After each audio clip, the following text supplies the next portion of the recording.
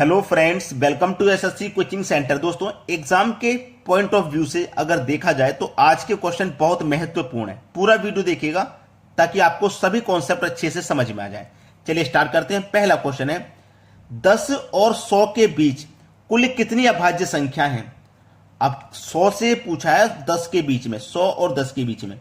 बहुत सारे बच्चों को अच्छे से पता है कि अगर 1 से लेकर 100 तक पूछा जाए तो 1 से लेकर 100 तक 25 अभाज्य संख्या होती है। जिनको नहीं पता वो भी नोट कर लें।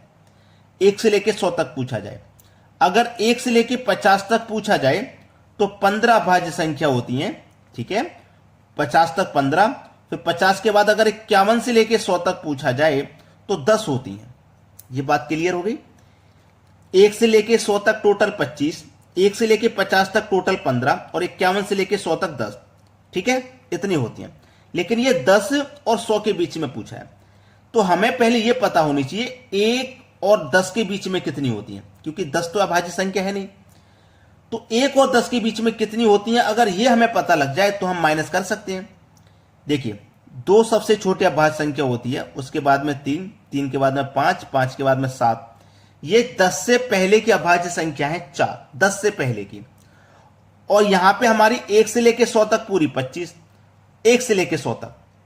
तो मैं इसमें क्या करूंगा, जो 10 तक है, क्योंकि मुझे चाहिए 10 के बाद में 100 तक, तो यहां 1 से लेकर जो 10 तक है, इतने बीच की जो संख्या है ना 4, इनको मैं माइनस कर दूंगा। क्योंकि यहां से लेकर यहां तक की टोटल 25 है, वो सॉरी यहां से लेके 1 से लेकर 100 तक की पूरी 25 है कि नहीं। इतने बीच की पूरी 25 है और इतने की 4 है, तो मैं 25 में से 4 घटा दूंगा तो मेरे पास कितनी बचेंगी, 21 बचेंगी। तो 21 यहां पे सही जवाब हो जाएगा। क्लियर है। अब नेक्स्ट को जो क्वेश्चन आ रहा है वो इससे भी ज्यादा इंपॉर्टेंट आ रहा है। जो नेक्स्ट क्वेश्चन आ रहा है, चलिए उसे देखते हैं। अगला क्वेश्चन है 10 से 100 के बीच कितनी अभाज्य संख्या हैं जिनके अंकों को पलटने पर भी एक अभाज्य संख्या बनती है। बेहतरीन क्वेश्चन है कि नहीं। अंकों को पलटने पर भी अभाज्य संख्या ही बनती है, ऐसी कितनी संख्या है। तो देखिएगा 11, इसको पलटेंगे तो 11 ही बनेगा। 13, इसको पलटेंगे तो 31 बनेगा। यानी कि 13 भी एक अभाज्य है। 13 को मैंने जब पलटा तो 31 हो गया, यह भी एक अभाज्य संख्या है। 17 को पलटेंगे तो 71 बनेगा। 17 भी अभाज्य और 71 भी अभाज्य। इसके बाद 37 को जब पलटोगे तो 73 हो जाएगा। 37 भी अभाज्य, पलटने पर 73 भी अभाज्य होगी। फिर इसके बाद में 79 को पलटोगे तो 97 हो जाएगा, दोनों ही अभाज्य। मैंने अभी 11 पलटा, 13 पलटा, 17 पलटा, 37 पलटा और ये भी पलट लिया, ये भी पलट लिया मैंने 79। ठीक है, अब कौन कौन सी नहीं पलटी। मैंने 31 को नहीं पलटा, अभी 13 को पलटा है, 31 को नहीं पलटा। अब 31 को पलटूंगा तो 13 हो जाएगा। 71 को पलटूंगा तो 17 हो जाएगा। 73 को पलटूंगा तो 37 हो जाएगा। और जब मैं 97 को पलटूंगा तो आपका 79 हो जाएगा। देखिएगा, बुरा आप बहुत जल्दी नाराज हो जाते हो क्योंकि आप प्रश्न को समझते नहीं हो। क्योंकि नाराजगी का मैं इसलिए कह रहा हूं कि जो बच्चे देख रहे होंगे ना, सर 13 का 31 कर दिया, फिर आपने यहां पे 13 का 31 का 13 कर, ऐसा क्यों भाई। मैंने यहां 13 को पलटा था, 13 एक अभाज्य संख्या थी, 31 बन गया, इसका भी अभाज्य बन गया। मैंने 31 को थोड़ी पलटाया, अभी 31 को पलटूंगा क्योंकि ये 13 एक अलग अभाज्य संख्या है, 31 एक अलग अभाज्य संख्या है। तो मैं 13 को अलग पलटूंगा, 31 को अलग पलटूंगा। तो इस तरीके से मिलाकर के कितनी अभाज्य संख्या हो जाएंगी, 1 2 3 4 5 6 7 8 9, टोटल अभाज्य संख्या 9 हो जाएंगी, जिनको पलटने पर भी अभाज्य संख्या ही मिलती है। यानी कि सी ऑप्शन हो जाएगा सही जवाब। समझ में आ गया ना। चलिए अब देखते हैं अगला सवाल। अगला प्रश्न है दोस्तों, ये प्रश्न के आगे आप वेरी वेरी इंपॉर्टेंट लगा लेना। ऐसा मैं क्यों कह रहा हूं, क्योंकि जितनी भी बार ये एग्जाम हुआ है ना, उतनी ही बार इस तरीके का क्वेश्चन आपने एग्जाम में दिया होगा। रिपीटेड क्वेश्चन है, बार बार आने वाला, और मेहनत नहीं करनी। आपको लगेगा बहुत मेहनत करनी पड़ेगी, इसका भी क्यों करेंगे, इसका भी क्यों करेंगे, इसका भी क्यों करेंगे, फिर इसको हम माइनस करेंगे सभी में से। ऐसा नहीं है। ये एक फॉर्मूला बेस्ड क्वेश्चन है, अलजेब्रा का क्वेश्चन है। अलजेब्रा में एक फॉर्मूला होता है, बिल्कुल उसी पे आधारित है। क्या फॉर्मूला होता है वो मैं आपको बता देता हूं। सबसे पहले आपको एक चीज देखनी है, ये क्या है, मेरा 15 का क्यूब। तो मैं इसे क्या कह सकता हूं, ए का क्यूब प्लस ये बी का क्यूब प्लस ये सी का क्यूब। यही तो कह सकता हूं मैं भाई, ए क्यूब, बी क्यूब और सी क्यूब, ये कह सकता हूं कि नहीं। Minus 3 A B C, minus 3 A B C, ये जो फॉर्मूला होता है ये होता है इतने के बराबर a plus B plus C into A square plus B square plus C square minus A B minus B C minus C A, इतने के बराबर होता है। यानी कि जहां ये लिखा हुआ है वहां आप इसको लिख सकते हैं। तो देखिए ये मेरा कहां लिखा गया है, यहां लिखा गया। तो जहां ये लिखा गया है ना वहां मैं इसको लिख सकता हूं क्योंकि बराबर होते हैं। क्लियर है ना, इतनी बात सभी को समझ में आ गया।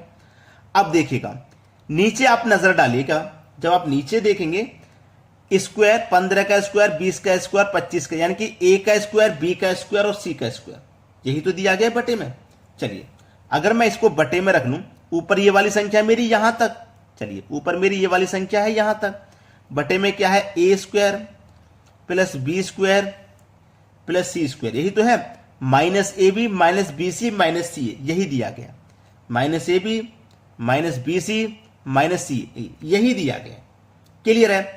अब देखिएगा इसकी जगह पे मैं ये लिख सकता हूं कि नहीं, चलिए मैंने लिख लिया। और नीचे क्या दे रखा है मेरा, ये दिया रखा है A square plus B square plus C square minus A B minus B C minus C A. अब देखिएगा इससे ये पूरा पूरा कट जाएगा तो a प्लस बी प्लस सी बचेगा। तो a है 15, b है 20 और c है 25। 15 और 25 40, 40 और 20 60, हो गया आपका आंसर। सभी को समझ में आ गया होगा, ऐसा तो है नहीं कि किसी की समझ में नहीं आया हो। फॉर्मूला अगर याद है तभी कर पाओगे, अगर आप ऐसे सभी को अलग अलग करने जाओगे तो बहुत समय खर्च हो जाएगा, 4-5 क्वेश्चन का समय ये अकेला ही खा जाएगा अगर फॉर्मूला याद आपने नहीं किया है तो। चलिए अब देखते हैं अगला सवाल। अगला प्रश्न, इस प्रश्न के ऊपर मैंने पहले कॉन्सेप्ट बता चुका हूं, अभी 3 से 4 दिन हुए हैं वीडियो अपलोड किए हुए, पूरा कॉन्सेप्ट मैंने इसका बताया था। अगर आपने वो वीडियो नहीं देखा है तो जरूर देख लीजिएगा। चलिए यहां पे क्या करना है, मैंने आपको बताया कि सबसे नीचे वाली जो भिन्न है इसको ले लेना है। 1 के बटे में 4 है तो 1/4, यानी कि इस तरीके से लिख लेना है, ऊपर वाली संख्या पहले नीचे वाली बाद में। अब ये संख्या देखो कितनी है, 1 2 3 संख्या है ना, 1 2 3 संख्या के लिए स्पेस खाली जगह ले लो। जब यहां पे 1 1 होता है तो कुछ नहीं करते, हम पीछे वाली संख्या को केवल जोड़ते हुए जाते हैं। लेकिन यहां 2 है, यहां 3 है, यहां 2, तो सबसे नीचे से स्टार्ट करोगे, इस 4 के नीचे इस 2 को लिखोगे, इस वाली संख्या के नीचे इस 3 को लिखोगे, इस वाली संख्या इस 2 को लिखोगे, ऐसे लिखना है। यहां से स्टार्ट करना है दूसरी वाली संख्या के ऊपर, इसको फिर इसको फिर इसको। तो 4 का मल्टीप्लाई 2 से करो, पीछे वाली को जोड़ो, 4 दूनी का 8, 8 में 1 जोड़ूंगा 9, 9 त्रिक का 27, 27 में 4 जोड़ूंगा 31, 31 का मल्टीप्लाई 2 से करो 62, 62 में 9 जोड़ दो तो 71। मैंने एक चीज बताई थी कि जब कोई क्वेश्चन यहां से शुरू होता है ना, जैसे 2 + 1 है, यहां कुछ नहीं है, जैसे यहां भी होता 3 + 1, जब यहां से क्वेश्चन स्टार्ट नहीं हो रहा, ये यहां पे जब कोई संख्या नहीं है, अगर कोई संख्या होती है तो आंसर आता राइट हैंड से, अगर जब यहां कोई संख्या नहीं है तो आंसर आता लेफ्ट हैंड से। जब कोई संख्या यहां पे नहीं है तो आंसर लेफ्ट हैंड से आएगा। तो इन दोनों के लेफ्ट में कौन संख्या 31, तो 31 आएगी लेफ्ट वाली संख्या, फिर 71। ये आपका आंसर है डी ऑप्शन। अगर यहां कोई संख्या होती तो आंसर आता राइट हैंड से, राइट हैंड से मतलब 71 आता ऊपर और फिर 31 आता नीचे, इस तरीके से। बात सभी को क्लियर हो गई। अब देखेंगे अगला सवाल। अगला प्रश्न है, बसें एक बस टर्मिनल से 10 मिनट के अंतराल पर 20 किलोमीटर प्रति घंटा की गति से चलती हैं। विपरीत दिशा से बस टर्मिनल की ओर आ रहे एक व्यक्ति की गति क्या है यदि उसे बस 8 मिनट के अंतराल पर मिलती है। ऐसा प्रश्न कभी भी रहे तो उसे करने का तरीका बहुत डिफरेंट होता है। बहुत से बच्चे छोड़ देते हैं ऐसे क्वेश्चन को, लेकिन आज के बाद नहीं छोड़ना, तरीका मैं बता रहा हूं। स्पीड बस अपॉन स्पीड मैन, ठीक है, बराबर time 2 upon time 2 minus time 1, दोनों का अंतर। चलिए बस की स्पीड कितनी है, जो बस की स्पीड है वो है 20 की, तो मैं 20 लिख लूंगा। मैन की स्पीड कितनी है नहीं पता तो x मान लेंगे। टाइम 2 दूसरा वाला टाइम कितना है 8 मिनट, तो 8 लिख लीजिए।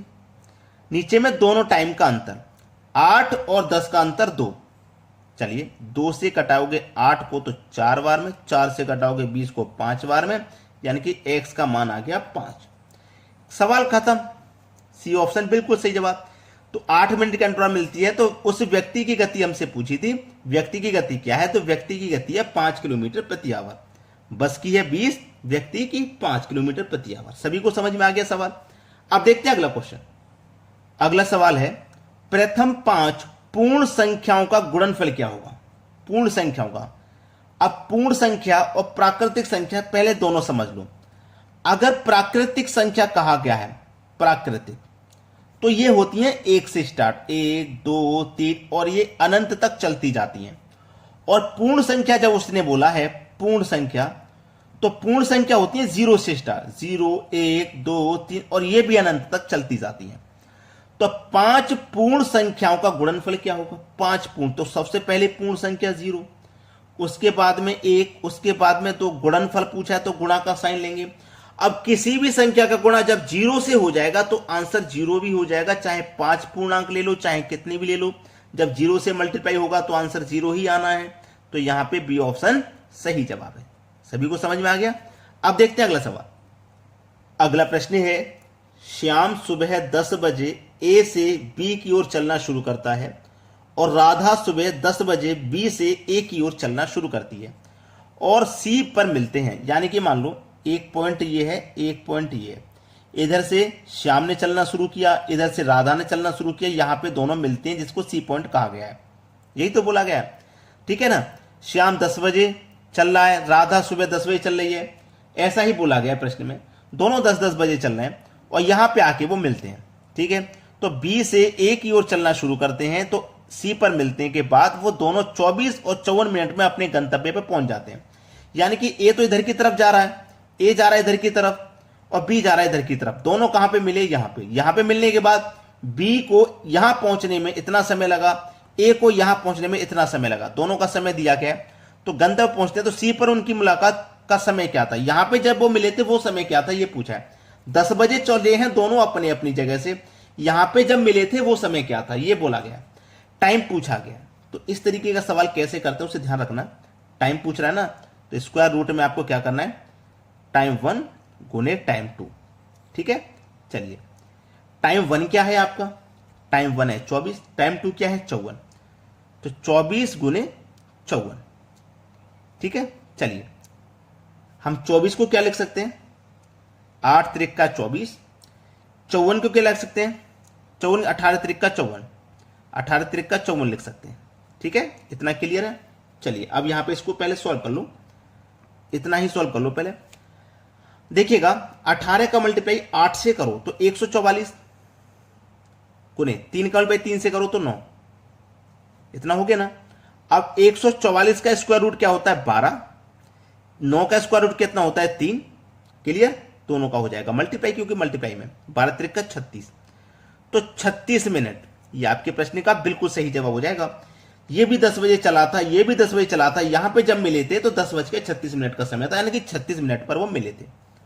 36 मिनट, पहला ऑप्शन सही जवाब। चलिए, अब देखेंगे अगला सवाल। अगला प्रश्न है, चक्रवृद्धि ब्याज पर निवेश की गई राशि 3 वर्ष में 7800 रुपए तथा 5 वर्ष में 11232 रुपए हो जाती है। प्रतिशत की दर क्या है, रेट पूछा है, जो कि बहुत इंपॉर्टेंट है। यानी कि कोई प्रिंसिपल है, ये जो प्रिंसिपल है ना, ये प्रिंसिपल 3 वर्ष में इतना हो गया, ये प्रिंसिपल जो है ये 3 वर्ष में हो गया 7800 रुपए, ठीक है। और 5 वर्ष में ये जो प्रिंसिपल है 5 वर्ष में हो गया 11232 रुपया। 5 वर्ष लगे यहां तक पहुंचने में, और यहां से लेके यहां तक कितना समय लगा, फिर उसे 2 वर्ष का लगा समय। यहां 3 वर्ष का लगा था, यहां 2 वर्ष का समय लगा। इसको निकालने के लिए आप क्या करते हैं, पहले इनकी अनुपातिक वैल्यू निकाल लीजिए। अनुपातिक वैल्यू आप इसकी जब निकालोगे तो देखो, इसको भी कटाओगे, इसको भी कटाओगे, 78 से इसको कटा दोगे, 78 एकम 78 यानी कि 100 बार में कट गया। 78 से इसको कटाओगे, ये 144 बार में कट जाएगा, ठीक है। 144 बार में कट गया। दोनों का स्क्वायर रूट ले लो, क्योंकि 2 वर्ष में हो रहा था राशि। 100 का स्क्वायर रूट 10, 144 का स्क्वायर रूट 12। कोई राशि 10 थी, 10 से 12 हो गई। जैसे 78 100 से इतनी हो गई ना, अनुपात में 10 से 12 हो गई, तो कितनी बढ़ गई 2, कितने पर 10 पर। प्रतिशत के लिए 100 से मल्टीप्लाई, कटा दो भैया 10 बार में, 10 दूने का 20, आंसर आ गया 20% की दर है। लाइक नहीं किया क्या वीडियो को अभी तक, कर दीजिए भाई। शेयर नहीं किया तो शेयर भी कर दो, इतना काम तो जरूर कर दीजिए, ठीक है दोस्तों। आज के वीडियो में इतना ही, धन्यवाद।